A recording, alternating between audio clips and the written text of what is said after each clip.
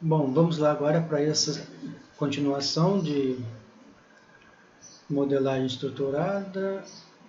estrutural de sistemas, né? Falando ainda de modelagem estrutural, no vídeo anterior a gente falou muito das regras, principalmente, né? Que facilitam quando a gente precisa definir ou especificar quem vai ser classe, né? Quais vão ser as classes que vão compor o nosso modelo do sistema, a nossa documentação. E, na verdade, o que a gente tem de classe que precisa ser representada nos nossos modelos. E falamos também da questão de restrição de integridade no finalzinho, né? E falamos de herança, que são relações também entre classes que não necessariamente estão vinculadas a ações, mas estão associados a conceitos, né? Então, nesse vídeo a gente vai ser bem direto para tentar exemplificar alguns pontos que foram colocados no vídeo anterior e que não tinha exemplo visual, tá certo? Né? Não tinha exemplos palpáveis ou de forma gráfica para a gente perceber como isso na prática vai ser utilizado, né? Então vamos falar do registro de histórico, né? Então o registro de histórico, como é feita essa associação entre classes quando eu preciso fazer um registro de histórico. Vamos falar então das classes associativas automaticamente, né? Na sequência,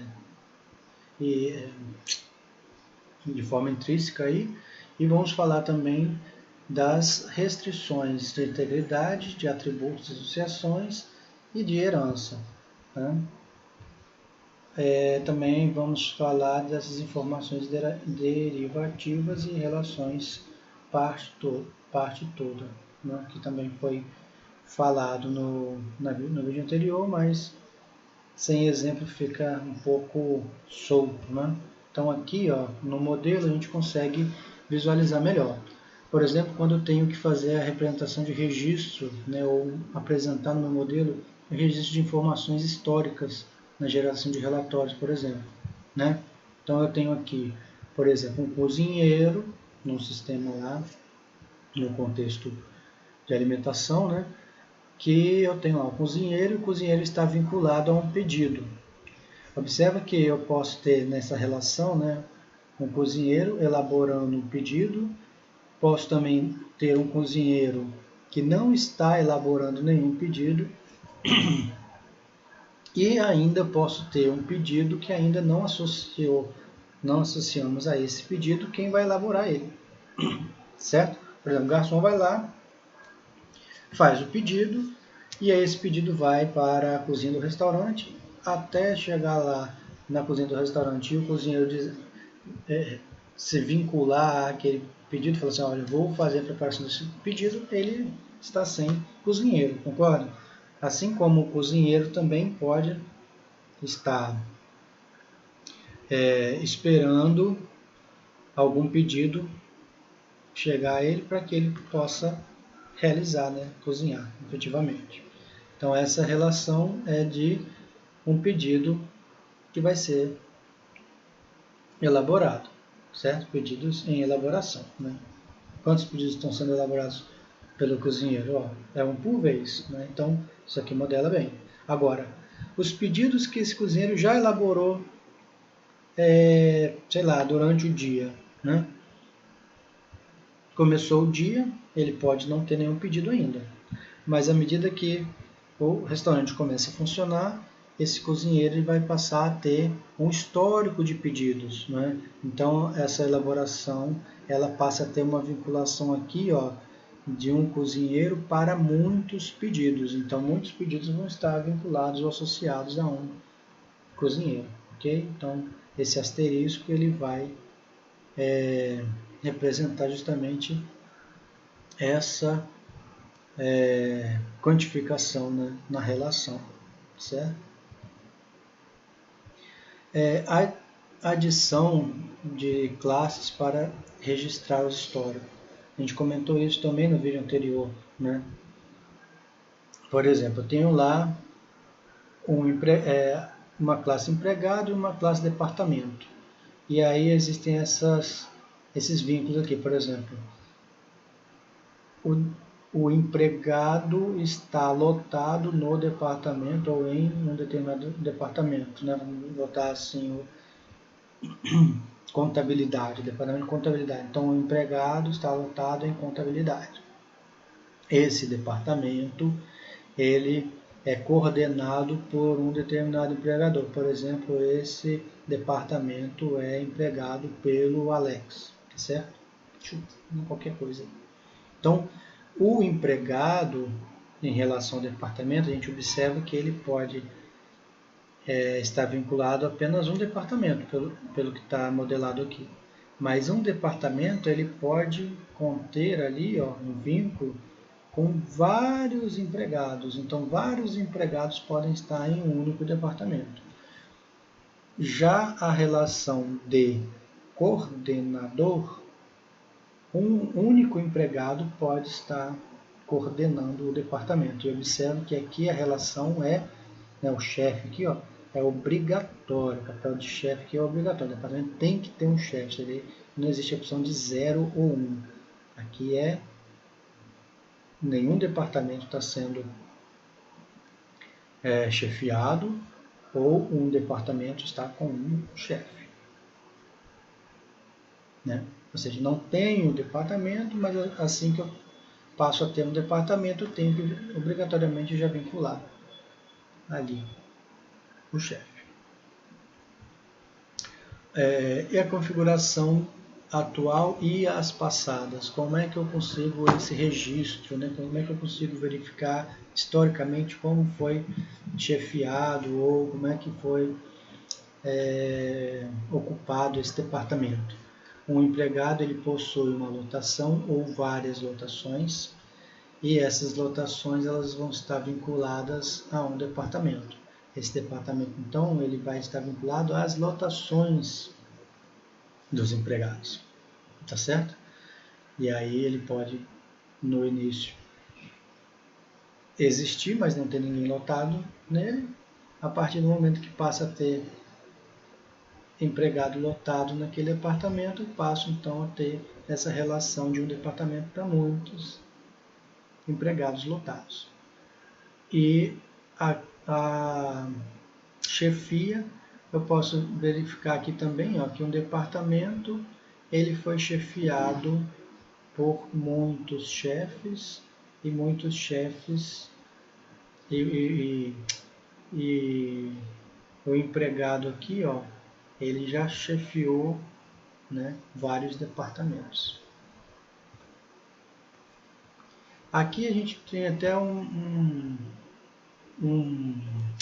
labelzinho, né, um label ou etiqueta, né, um rótulo, uma caixa indicando que eu tenho uma relação de integridade aqui, inclusive com essa identificação, né, relação de integridade 001. Essa relação de integridade 001, ela vai ser o seguinte, aqui, como é que eu posso trabalhar com a restrição de integridade? Eu posso trabalhar assim, coloco uma caixa de texto, eu comentei com vocês no vídeo anterior também, que essas relações de integridade elas podem ser trabalhadas com linguagem natural, colocando uma caixa de texto explicitamente aí, e eu coloco a relação de integridade 1 diz o seguinte: um empregado só pode ser nomeado como chefe se um departamento de um departamento, se ele estiver lotado nesse departamento. Então, se o empregado não estiver lotado naquele departamento, ele não pode chefiar aquele departamento. Então, é uma restrição que aqui, pelo modelo si só, a gente não consegue fazer essa amarração, mas lá na programação, quem for, na verdade, depois vincular isso, pode programar ou implementar, pode, de alguma forma, restringir essa atribuição desse valor específico, que seria o código, por exemplo, do chefe para um determinado empregado, para aquela situação daquele departamento, né? No caso aí, a lotação dele atual teria que ser ter a mesma codificação, a mesma relação, o mesmo, estar atrelado ao mesmo departamento que você gostaria de atrelar ou vincular ele como chefe aqui embaixo, certo? Ainda em relação ao histórico, ó, em caso de duplicar informações, né? Eu tenho lá, por exemplo, um e-commerce e eu tenho lá itens de pedido. E aí como é que eu faço, por exemplo, num determinado pedido para vincular um produto que eu já tenho lá no meu estoque a esse pedido? Eu vou simplesmente pegar lá o código daquele meu produto, que tem lá os atributos do produto, por exemplo, nome, especificação técnica, características técnicas, né, especificamente do produto, e vou associar ele ao pedido, trazendo para esse pedido o valor em que esse produto foi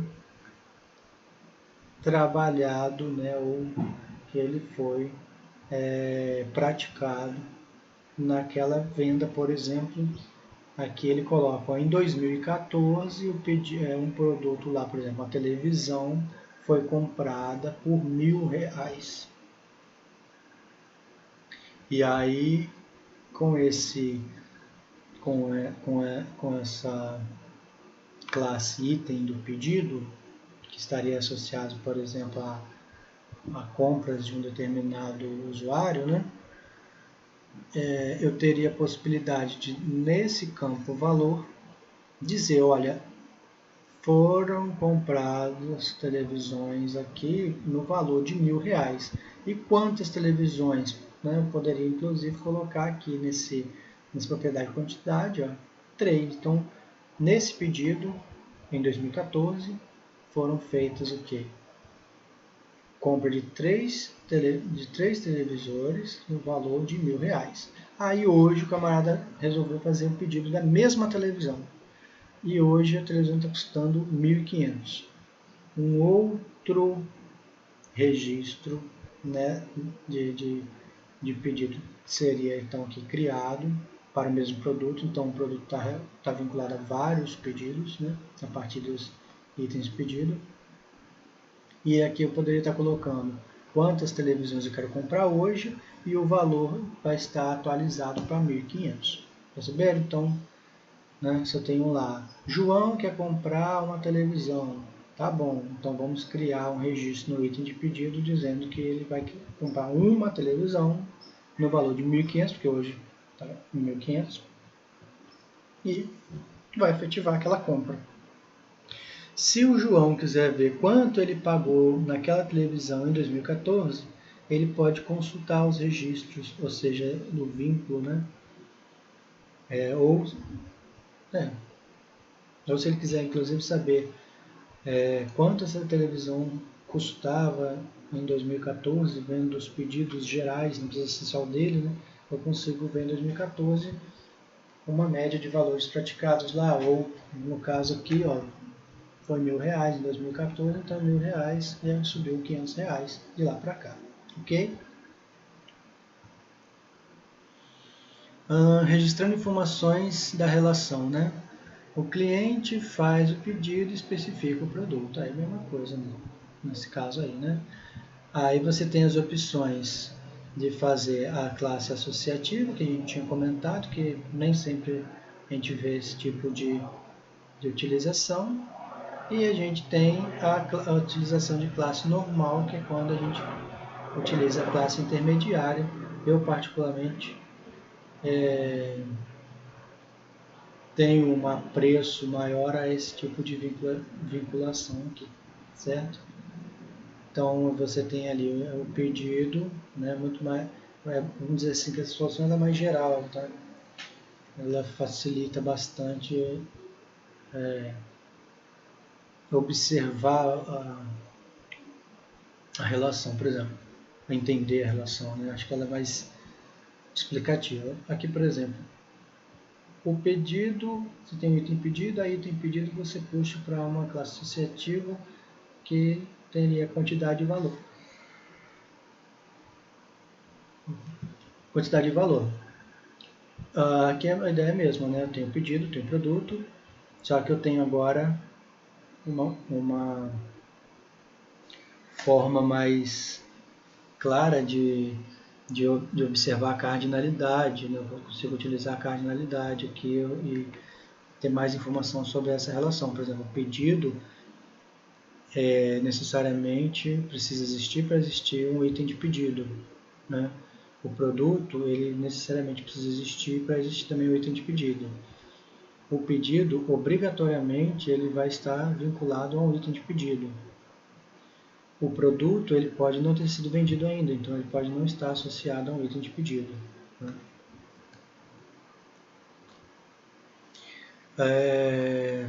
Dentro das associações ainda,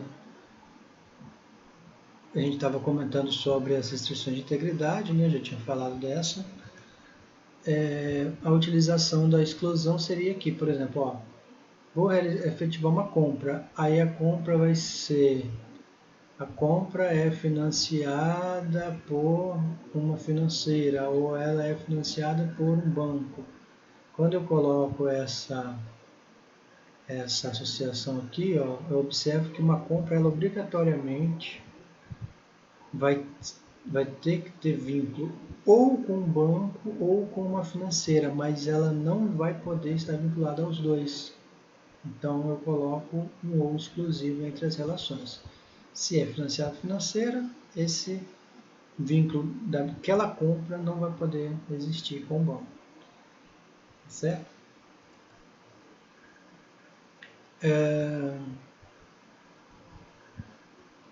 Questões de atributo, né? Aí eu comentei com vocês também que nesse vídeo a gente conseguiria ver claramente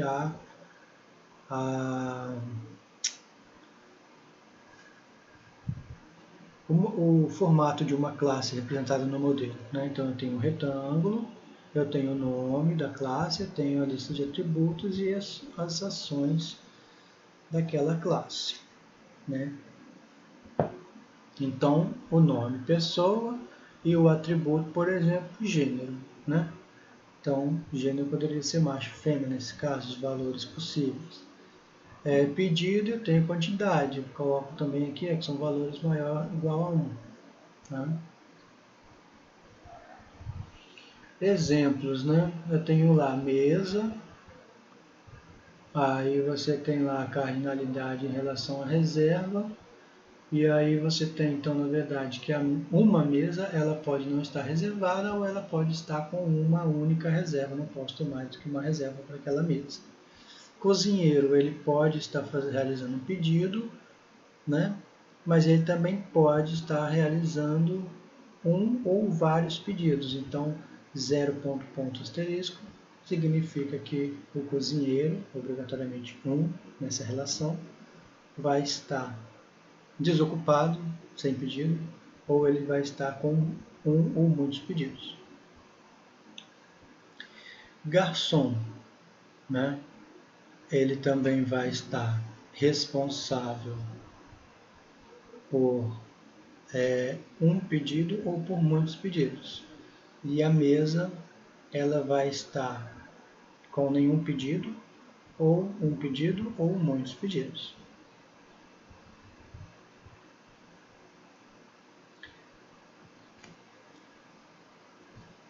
Aqui a gente tem ainda uma relação, ó, cozinheiro é responsável por pedido, então um único cozinheiro pode estar realizando nenhum pedido ou muitos pedidos. Mas em elaboração, que é um subconjunto da responsabilidade aqui, ó, ele obrigatoriamente num estado, num subconjunto de estado de elaboração, ou eu não estou realizando nenhum pedido, ou estou realizando apenas um pedido. Esse modelo ele pode aparecer em alguns casos, né? Por exemplo, lá naquela situação do vendedor da concessionária, ele pode estar realizando uma determinada venda, né? Ou pode não estar atendendo um cliente ou não estar atendendo o cliente, né? Agora, vendas, ele pode ter várias vendas sendo de sua responsabilidade, ou vários vendedores que fizeram agendamento com ele para serem compradores que fizeram agendamento com ele para serem atendidos. Essa questão de restrições que entra essa parte de herança é mais interessante mostrar isso aqui, né? Que a gente estava falando, por exemplo, sobre heranças para especializações, né? Por exemplo, eu tenho lá pessoa, e aí uma pessoa ela pode, na verdade, uma classe homem e uma classe mulher. Né? Essa classe homem e a classe mulher, elas podem ter sido herdadas da classe pessoa. E como elas não têm nenhuma relação dos atributos que foram herdados, especializados, em comum, a gente teria então uma disjunção. Homem seria homem, mulher seria mulher. Mamífero, né? Eu tenho lá carnívoro e herbívoro. Nesse caso aqui, são classificações que eu poderia ter situações em que alguns mamíferos são carnívoros, alguns mamíferos são herbívoros e alguns mamíferos são as duas coisas. Então, eu teria uma possibilidade ainda de instanciar objetos que são onívoros, que vão fazer uma mistura dos dois, né? Desculpa, mistura não, né? Vai ter uma interseção entre essas duas subclasses. E pessoa, né?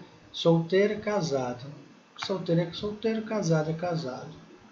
São pessoas também, e eu tenho uma disjunção completa aí.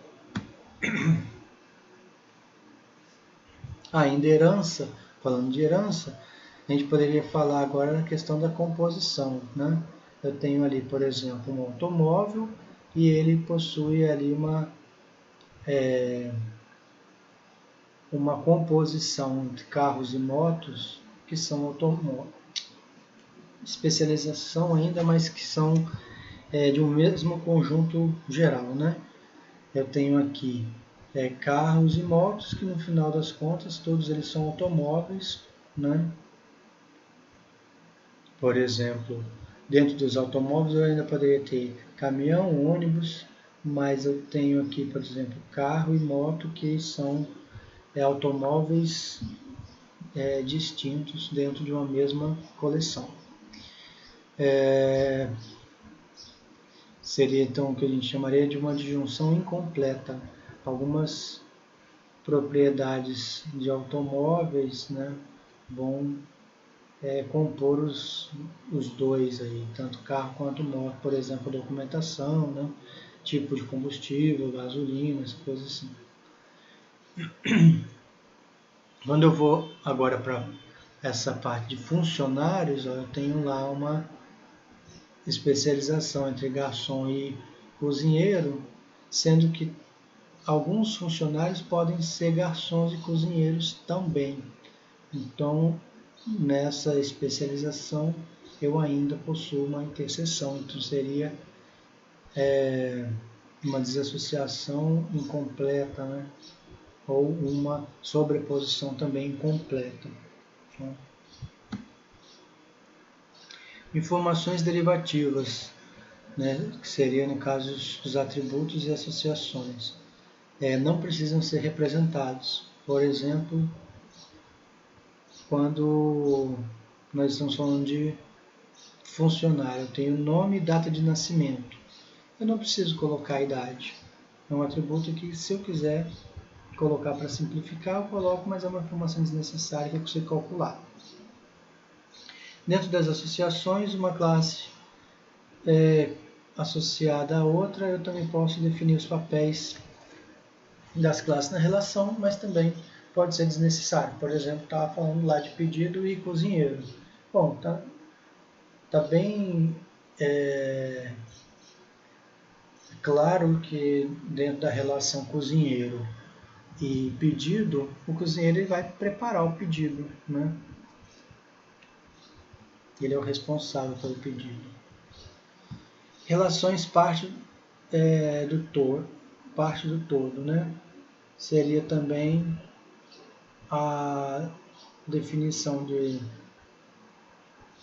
uma classe chamada carro, e essa classe carro ela ainda tem uma dependência aqui, né? Uma composição para que o carro seja instanciado, depende do motor e da roda, né? E é uma vinculação forte, então o losango ele é preenchido. Lembra, no vídeo anterior eu falei que isso ficaria claro na visualização aqui, né? Então a agregação, né, ela é representada com esse losango fechado, ou seja, o carro não existe sem motor e sem roda. Já essa relação de professor com comissão, eu preciso necessariamente de 2 professores ou mais para formar uma comissão, né? Mas eu posso também não ter comissão formada e possuir professores instanciados, né? Existir professores no sistema. Então, na verdade, não existe uma dependência forte entre de composição, né, ou na agregação entre professor e comissão. Comissão seria, por exemplo, vou criar uma comissão, ou seja, um grupo para estudar a possibilidade de implantação de aulas remotas no curso técnico informático para a internet integrado no IFCER. Então, eu preciso definir no mínimo 2 professores para criar essa comissão e vinculá-los a essa comissão. Mas, se não tem comissões, os professores estão lá existindo no sistema e realizando seus papéis com outras associações. Ok? Então é isso. Eu acho que esse segundo vídeo ele tenta assentar um pouco a poeira de alguns conceitos e itens que foram falados no vídeo anterior, né, sobre modelagem. E o próximo vídeo nós vamos então trabalhar a questão de diagramas de casos de uso e vou aproveitar para mostrar também uma ferramenta e aí sim passar também uma atividade para vocês que vai ser uma continuação, né, do trabalho que nós já estamos realizando aí desde o mês passado com o levantamento de requisitos. Vamos tentar dar uma continuidade, né, no processo de desenvolvimento de software, agregando novos conhecimentos. Então, para a semana que vem, muito provavelmente, vocês vão ter esse vídeo com continuação e uma tarefa. Então, para essa semana, basicamente, a tarefa é assistir os vídeos, né, e estudar esse conteúdo. Tirar dúvida sempre que sentirem necessidade, estou à disposição.